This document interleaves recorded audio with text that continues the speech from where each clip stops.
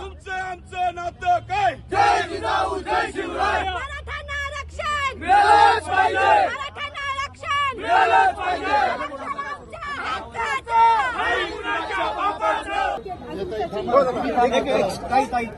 ऐका ना हो, आता मराठा म्हणून बोलायचंय असं चालणार नाही.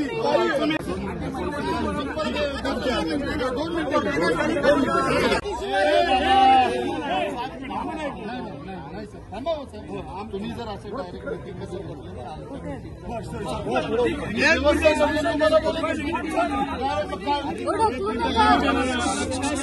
जे परिवार, जो समाज आर्थिक, सामाजिक आणि शैक्षणिक मागं असेल त्याला मुख्य प्रवाहात आणण्यासाठी या जनगणनेचा फायदा होतो आणि त्यासाठी ही जनगणना व्हावी ही अपेक्षा काँग्रेस पक्षाची आहे, राहुल गांधींची आहे, मल्लिकार्जुन खरगेंची आहे, काँग्रेसचा कार्यकर्ता म्हणून माझी पण आहे.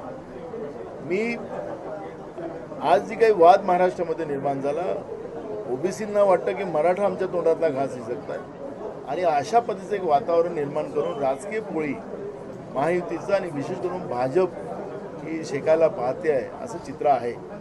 मी याच्या माध्यमातून एवढंच सांगतो की महाराष्ट्रामध्ये बहुमताच्या महाविकास आघाडीचं सरकार जनतेच्या आशीर्वादाने आल्यानंतर हा जो तोडगा आहे हा काँग्रेस पक्ष आणि महाविकास आघाडी त्याला काढेल.